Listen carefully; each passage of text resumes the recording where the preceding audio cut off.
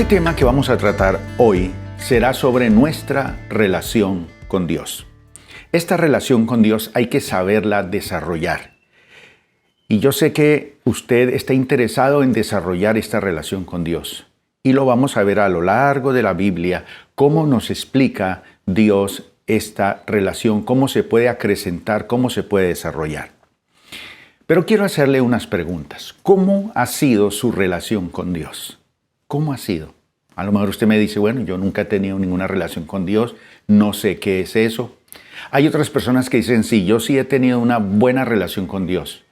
Yo sé que cuando me habla, yo sé escuchar su voz, sé cómo hablarle, sé cómo hacer real las promesas de Dios cuando Él me habla a través de su palabra. Otra de las preguntas sería, ¿cuál es su grado de intimidad con Dios? ¿A qué nivel está su intimidad con Dios? ¿Baja, mediana, una alta? Cualquiera que sea el nivel que usted tiene de intimidad con Dios, hoy lo motivamos para que usted la desarrolle un poco mejor, muchísimo mejor.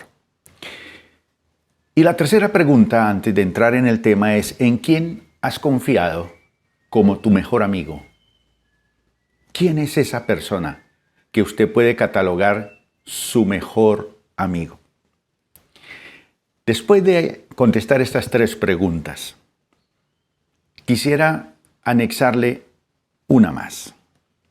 ¿Será que tu grado de confianza en Dios en este momento es como aquellos lugares donde se practica el parapente que siempre ponen unos columpios que lo balancean hacia el precipicio y entonces uno experimenta el vacío de soltarse?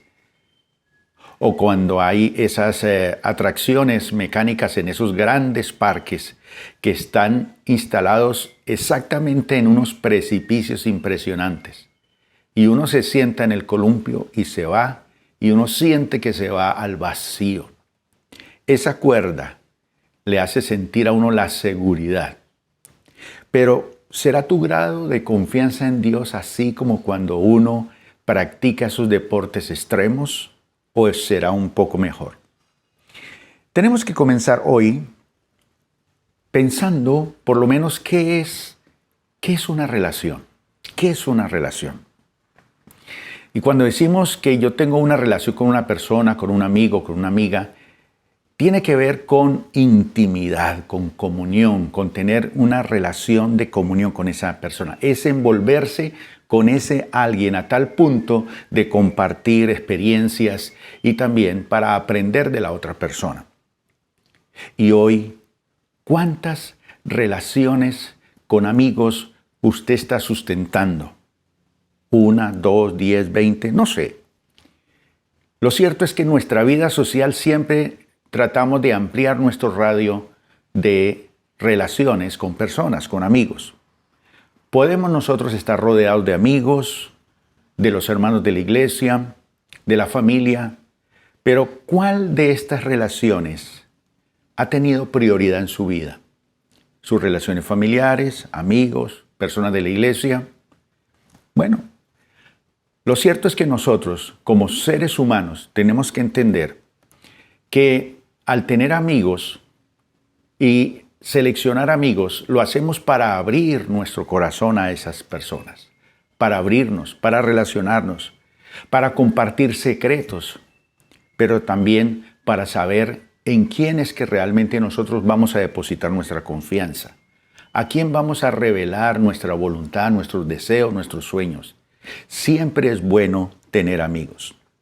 Infelizmente, la mayoría de las personas le han dado prioridad a otras personas que a Dios en su vida con respecto a relaciones. Entonces es muy fácil relacionarse con amigos, con familiares, con personas de la iglesia, con personas muy íntimas, pero no le han dado prioridad a relacionarse con Dios. Por eso hoy queremos que usted entienda que el plan de Dios es que usted desarrolle una intimidad con Él. Hay personas que prefieren contar sus deseos, sus tribulaciones, sus dificultades, sus problemas, sus anhelos a amigos que contarle eso a Dios. Comencemos leyendo el Salmo 25, verso 14. Dice el salmista: tú, mi Dios, te haces amigo de aquellos que te honran y les das a conocer tu pacto. Fíjese que el salmista nos está diciendo aquí que la comunión íntima del Señor es con aquellas personas que lo honran, que le temen, que lo respetan, que lo reverencian, que tienen un sentido de respeto, afecto, cariño e intimidad para abrir su corazón con el Señor.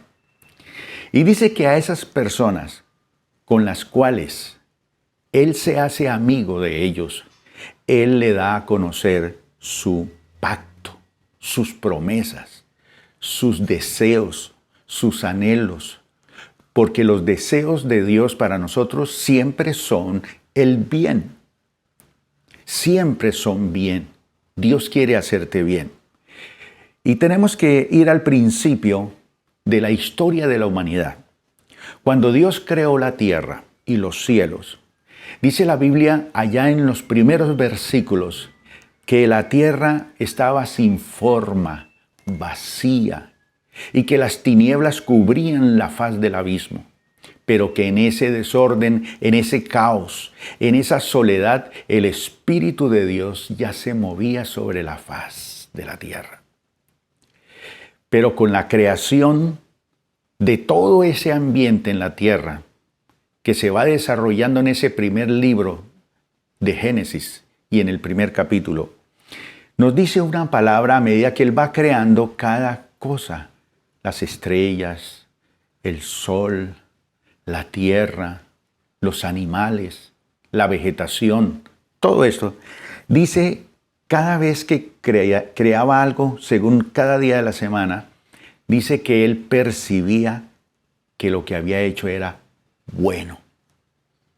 Y vio Dios que era bueno.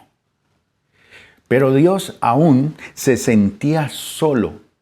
Pues dice la Biblia que su espíritu se movía sobre la faz de las aguas y sobre ese caos en esa creación inicial. Es decir, que nada de lo que Él había creado podía ser su complemento para Dios. Sí, todo es maravilloso, la creación. Fíjese que las ciencias invierten tiempo, años de investigación para desarrollar cada ítem de la ciencia y del conocimiento.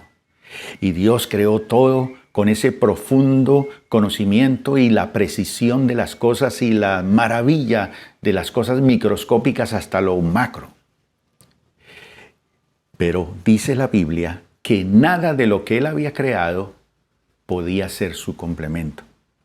Y es que muchas veces nosotros podemos encontrarnos en esta situación. Tenemos muchos amigos, tenemos una familia preciosa, una buena condición económica, pero aún así sentirnos que no estamos completos. Tenemos todo, pero nada nos llena. Y esa puede ser la situación suya hoy. Tiene todo, pero nada le llena. En el principio dice que Dios pensó en nosotros. Y es ahí donde entramos nosotros en la visión de Dios, en el plan de Dios. Y esto es maravilloso. Dios nos creó. Y nos creó con un propósito. La Biblia dice que no nos creó de cualquier manera. Dice la Biblia que nos creó a su imagen y semejanza. Después de que Dios nos hizo, dice que Él vio que era muy bueno. ¿Qué valor tenemos para Dios? Oh, Señor, eso es maravilloso. Él vio que nosotros éramos buenos elementos, bueno. Y fíjense que cuando Él crea todas las cosas, dice, haya expansión, haya estrellas, haya aguas, mares, tierra, haya.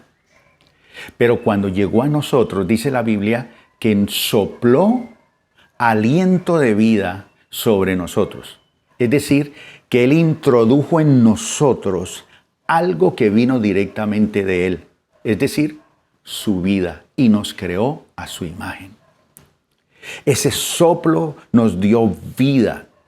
La vida de Dios se traspasó a nosotros y nos hizo a su imagen y semejanza con unas capacidades excepcionales.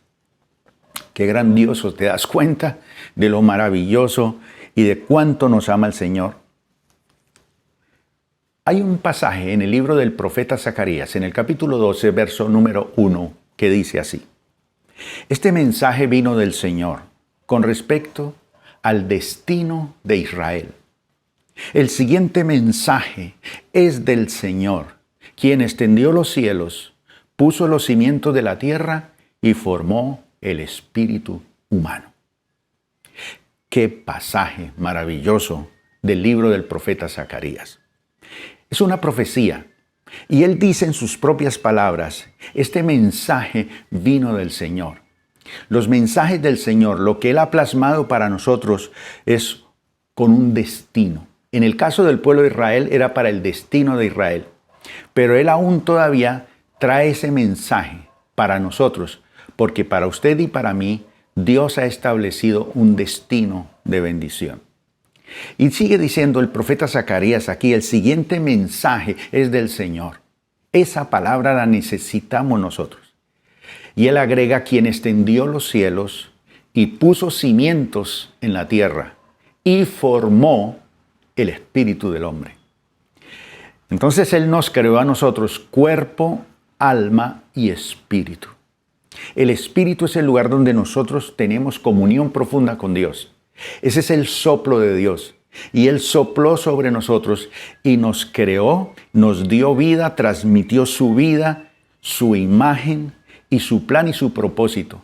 Y entonces él vio que esto era sumamente bueno, porque fuimos creados para ser el complemento de Dios. Es decir, fuimos creados para tener una relación profunda con Dios. Esto nos dice la palabra que él nos creó con un propósito.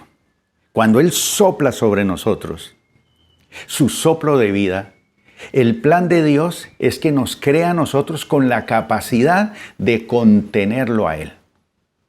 Usted muchas veces tiene una vasija, un recipiente, y lo llena demasiado a tal punto que se explota porque no aguanta la capacidad de lo que usted va a depositar allí.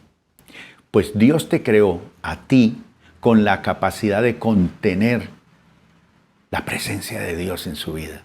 Por eso es que Dios quiere que nos relacionemos con Él, porque usted y yo fuimos creados para contenerlo a Él. Su presencia, su gracia, su poder, Dios mismo en toda su esencia puede ser contenido en nosotros. Y todo lo hace en esa área que creó dentro de nosotros, su espíritu. Él puso su espíritu en nuestro espíritu y nos creó con la capacidad de contenerlo espiritualmente. En esta carne, en estos huesos, es difícil comprender a Dios. En nuestra mente, nuestra forma de pensar, en nuestras decisiones, en nuestra voluntad, en nuestra mente, es difícil entender a Dios.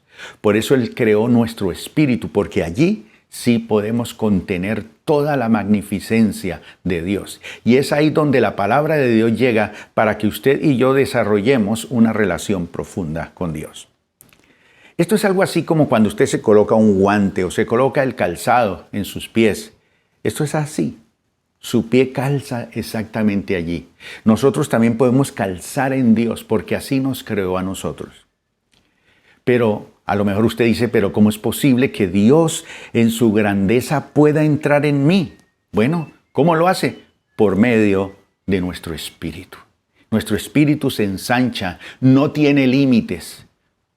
Nuestro espíritu puede concebir, comprender y conocer. Por eso a Dios hay que amarlo en espíritu. Esa es la razón por la cual Dios dice que busca adoradores que lo adoren en espíritu y en verdad. Porque una persona en su espíritu puede contener toda la dimensión y la grandeza de ese Dios todopoderoso, Padre, Hijo y Espíritu Santo. Entonces recuerda que el soplo de vida está en nosotros. Nosotros tenemos el elemento de Dios en nosotros. Por eso podemos contactarlo, porque somos uno con Dios. Eso es maravilloso.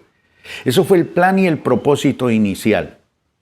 Por eso en 1 Corintios capítulo 6, versículo 17 dice así: pero la persona que se une al Señor es un solo espíritu con Él.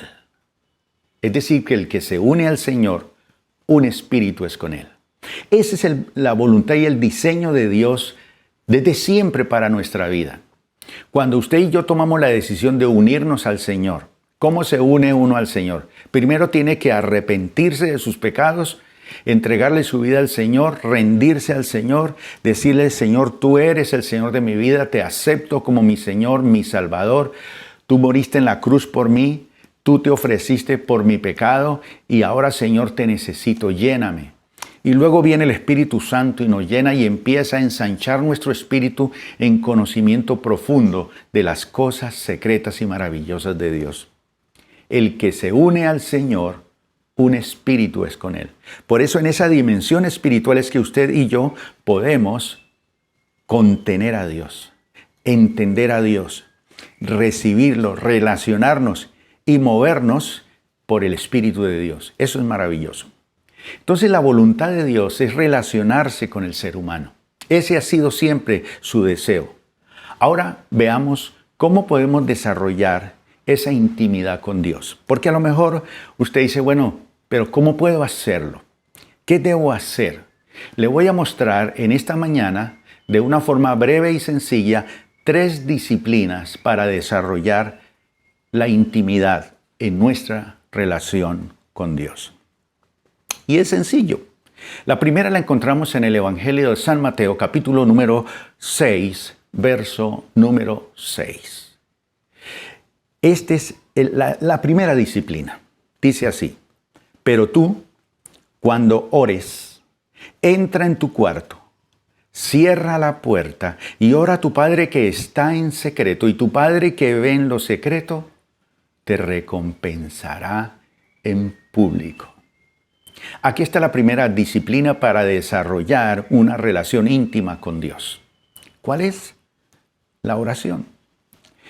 Ahora, ¿cuál es la principal función de la oración?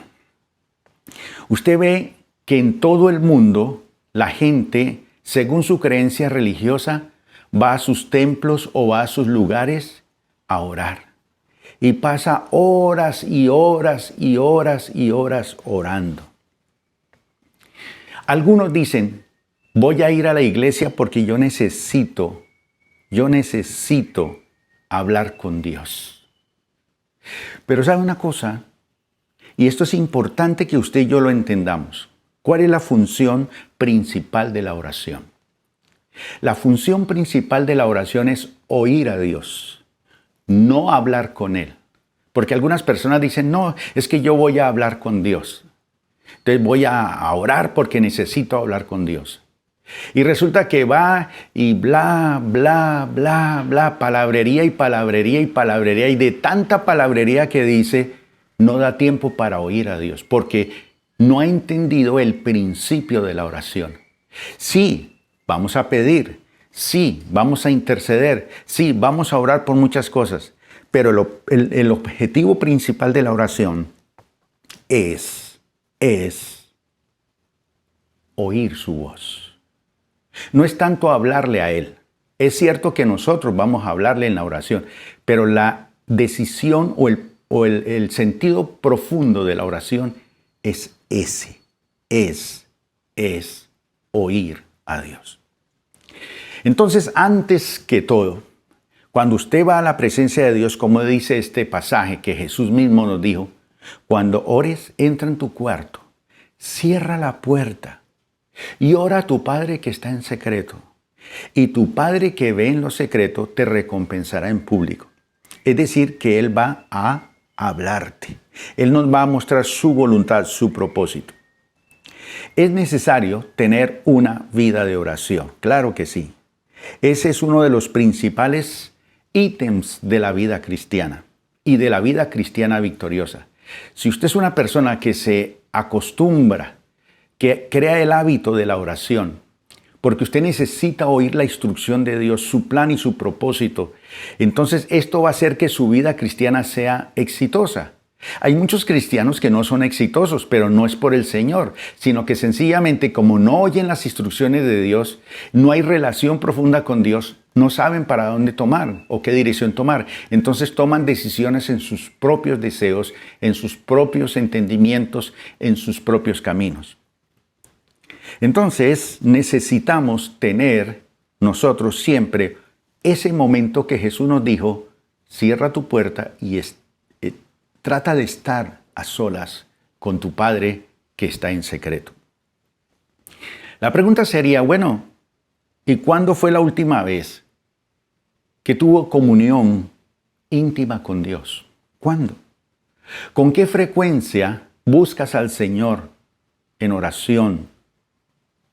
Algunos podrán decir, bueno, es que yo hago tantas cosas que realmente no tengo tiempo para Dios. Pero no te engañes, no te engañes. De hecho, en el mundo en el que estamos viviendo, y ahora en esta pandemia hemos descubierto muchas cosas, muchos valores que teníamos, muchos desenfoques en nuestra vida. Hoy entendemos muchas cosas y por eso este mensaje hoy, en medio de esta pandemia y ya saliendo de ella, es muy importante para que entremos en una relación y la sepamos desarrollar a través de esta vida de oración.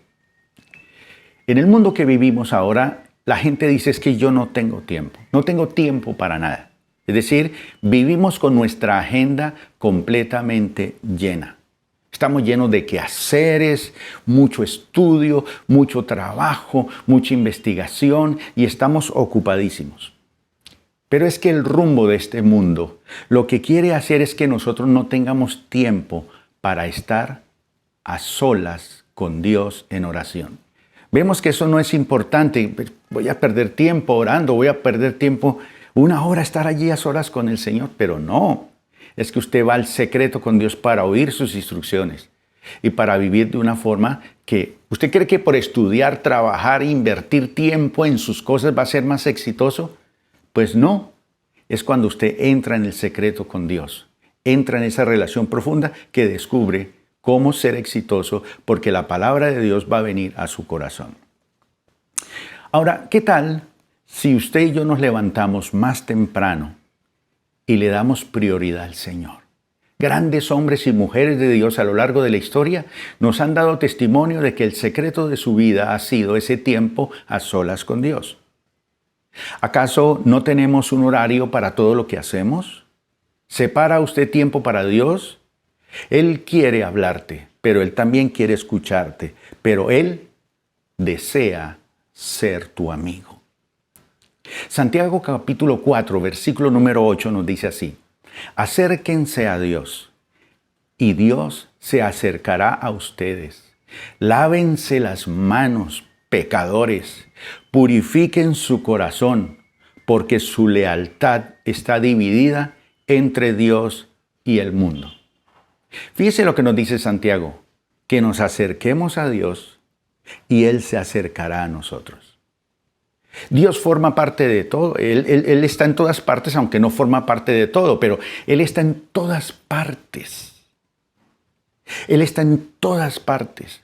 Sin embargo, puede estar ahí cerca de ti. Ni lo ves, ni lo percibes, ni lo sientes, ni desarrollas una intimidad con Dios porque no lo desconoces totalmente. Pero la palabra del Señor dice, acercaos a Dios y Él se acercará a vosotros. Si usted y yo nos acercamos al Señor, limpiamos nuestras manos. En estos días sí que las lavamos por razón de la pandemia. Pero lo que está diciendo aquí es purifíquese, límpiese, renuévese. La oración purifica, limpia, cambia. Esto es una maravilla. Entonces te recomiendo, antes de todo, oración. Aprendamos a tener ese tiempo a solas. Diariamente, separe un tiempo a solas con Dios. Yo siempre como pastor recomiendo ese tiempo a solas con Dios. Pero también recomiendo que por lo menos una vez en la semana separe un tiempo para un devocional familiar con su esposa y sus hijos, o con su esposo y sus hijos, o con sus hijos, si es solamente que usted está sola o solo frente a sus hijos. Pero también yo recomiendo para los que son casados que tengan un tiempo a solas, los dos como esposos, para orar juntos y llevar su visión y sus sueños a la presencia de Dios y oír el plan de Dios que tiene para sus vidas. Vamos con la segunda disciplina. Buscarlo por medio de la palabra. Vamos a leer Romanos capítulo 10, versículo número 17. Así que la fe es por el oír y el oír por la palabra de Dios. Y aquí viene la segunda disciplina que es importante para que usted desarrolle una relación personal con Dios. Es la lectura de ese libro que usted tiene en la casa y que a veces ni lo lee ni le ha prestado atención. La lectura de la Biblia es un asunto esencial, pero tenemos que disciplinarnos. Eso es cierto. Tiene que ser algo diario. Separe un tiempo a solas donde usted esté relajado para que saque ese tiempo para leer su palabra. Alguien puede decir, bueno, pastor, usted me acaba de decir que la oración es importante y yo voy a esforzarme en hacerlo. Sí, pero solo orar no es suficiente. Solo orar. Orar es importante, pero no lo es todo. ¿Cómo podemos orar si no conocemos la voluntad del Señor? Entonces, cuando entramos en la oración, es muy importante tener ese tiempo para la palabra de Dios, para oír lo que Dios quiere decirnos. Usted ha oído muchas veces que las personas van al templo, van a la iglesia, escuchan al pastor, escuchan al predicador y sienten que Dios habló a su corazón, porque ellos ya tienen una sensibilidad a la voz de Dios, porque Dios utiliza su palabra para hablarnos. A veces estamos en un momento de confusión o de dificultad y el predicador utiliza un pasaje de la Biblia que llega por el Espíritu Santo a lo más profundo de nuestro espíritu y transforma nuestra manera de pensar. ¿Cómo podemos orar si no conocemos la voluntad del Señor? Hay que conocerla para poder hablar con Él. ¿Cómo podemos tocar su voluntad? ¿Cómo podemos saberla? Solamente por la palabra de Dios. Es necesario leer la Biblia. Así que la fe viene como resultado de oír el mensaje. Y este mensaje es la palabra de Cristo, es el mensaje de Cristo. Entonces Dios se revela a nosotros por medio de la palabra de Dios, la Biblia. Ahora, cuando usted abre la Biblia y comienza a leer la Biblia, entonces encontraremos algo que es sumamente importante. Y quiero que fije su atención en lo siguiente. En el Antiguo Testamento, cuando el pueblo de Israel iba atravesando el desierto, en medio del desierto tuvieron ganas de comer, tuvieron deseos de comer y había una escasez tremenda, porque en el desierto, imagínense. Y dice la Biblia que Dios hizo caer sobre el desierto, sobre los israelitas, como un rocío que caía todas las mañanas y se convertía como en una pepita blanca que ellos lo llamaron maná, el famoso maná del desierto. Y hoy al leer la Biblia encontramos ese maná para nosotros. Eso es maravilloso. Ese mapa del Antiguo Testamento donde nos muestra ese pueblo de Israel atravesando y recibiendo ese maná del desierto, nos muestra que ese maná fue usado por Dios para anunciar a nosotros en este tiempo que Cristo es nuestro verdadero alimento y que Cristo nos fue dado bajo el cielo a nosotros para sustentarnos como su pueblo. Él es el verdadero maná. Y ese verdadero maná está hoy presente en la Biblia, en la palabra de Dios. Juan capítulo 6, versículo 31 al 35 nos dice: nuestros antepasados comieron el maná en el desierto, como está escrito: pan del cielo les dio a comer. Ciertamente les aseguro que no fue Moisés el que les dio a ustedes el pan del cielo, afirmó Jesús. El que da el verdadero pan del cielo es mi Padre. El pan de Dios es el que baja del cielo y da vida al mundo. Señor, le pidieron, danos siempre este pan. Yo soy el pan de vida, declaró Jesús. El que a mí viene nunca pasará hambre, y el que en mí cree nunca más volverá a tener sed. Al leer su palabra, encontramos dos aspectos del maná. La palabra de Dios nos habla de un maná visible y un maná invisible. Curioso, ¿verdad? Y la Biblia nos dice que el maná visible es la palabra escrita que tenemos acá. Pero ¿cuál es el maná escondido? Que es el invisible. Es descubrir los misterios de Dios que encontramos en la palabra de Dios. Ahora, a eso es lo que se refiere la palabra con el maná escondido. Dice que nosotros lo podemos encontrar detrás de cada una de sus palabras, que es la gracia de recibir esa porción especial cada vez que leemos la Biblia. En Apocalipsis capítulo 2, versículo 17, el Señor habla su palabra a una iglesia del Asia Menor, la iglesia de Pérgamo. Y le dice, al que tenga oídos, que oiga lo que el Espíritu dice a las iglesias. Al que salga vencedor le daré del maná escondido y le daré también una piedrecita blanca en la que está escrito un nombre nuevo que solo conoce el que lo recibe. Y por supuesto, ambos son necesarios para suplir nuestra necesidad y para sustentar nuestra vida. Entonces, tenemos que aprender a comer, a masticar, a convertir su palabra viva en nuestra oración. Entonces, cuando oramos, es una relación que empieza a desarrollar esa comunión con Dios. Pero cuando leemos su palabra, nos muestra que es el maná. El centro de la palabra de Dios es Cristo Jesús. Y Él sustenta nuestra vida, es nuestro alimento. Pero ¿cuál es ese maná invisible? Es la revelación que Dios te va a dar a ti cada vez que abres la Biblia. Entonces, cada vez que abres la Biblia, el Señor te va a hablar algo nuevo. Como dice aquí, te daré el maná escondido. Te daré el alimento que necesitas para cada día, para cada momento. Eso es importante en nuestra vida. El Evangelio de Mateo nos cuenta que Jesús fue tentado por el diablo, pero ¿cómo consiguió vencer a Satanás? ¿Luchando? ¿Dando golpes al aire? ¿Boxeando con Satanás? No, Jesús venció al diablo con la palabra, con este maná que da vida. Y él había descubierto también el maná escondido. Claro que sí. Entonces lo que nos dice aquí Mateo, con respecto a esa lucha de Jesús con Satanás, es que debemos apegarnos a la palabra y sacar de ella la visión espiritual y la meta hacia la cual yo tengo que dirigirme. Ese es el maná escondido, la revelación que Dios trae cada día para ti. Y al descubrirla, al leerla, entonces usted entiende cuál es el plan de Dios para tu vida, tu hogar, tu familia, tus negocios, tu quehacer diario. Entonces usted está completamente sonriente y deleitándose en la presencia del Señor.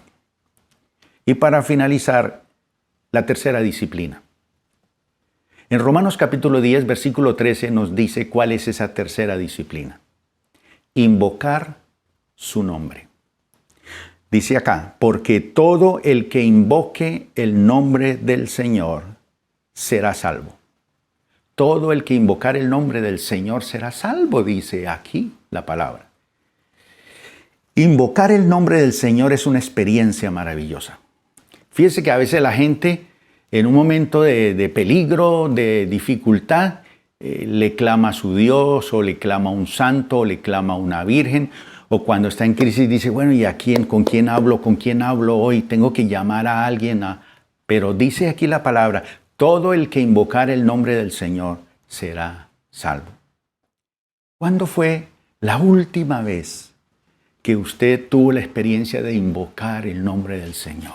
Invocarlo. No porque está desesperado y a punto de morirse y necesito, pero que usted reconoció al Señor en sus caminos. En una ocasión, dice la palabra de los filósofos, que en una ocasión el filósofo Diógenes llegó a la orilla de un río Y resulta que encontró a un muchacho a la orilla del río. Y ese muchacho le dice a Diógenes, el filósofo, bueno, ¿y cómo hago yo para relacionarme con Dios? ¿Cómo lo puedo entender? ¿Cómo lo puedo conocer? Esto es muy difícil. ¿Dónde está Dios? Muéstremelo. Y entonces le dijo, yo te voy a mostrar a Dios. Y tomó al muchacho del cabello y lo hundió sobre las aguas del río.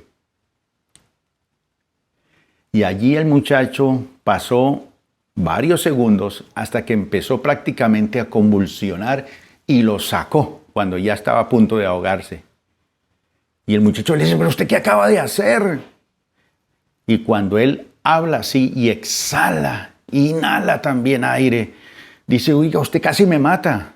Le dice, pues el día que usted anhele a Dios como anhela el oxígeno, ese día vas a encontrar a Dios. Todo el que invocare el nombre del Señor será salvo. ¿Y invocar qué significa? Invocar significa que dependemos, que confiamos totalmente en Él. Esto es maravilloso, cerrar nuestros ojos, invocarlo desde lo más profundo de nuestro ser y decir, Señor, tú tienes el control de mi familia, de mi hogar, de mis negocios, de mi salud. Eso es invocar. Dios no nos da cualquier vida. Él nos da la vida de su Hijo.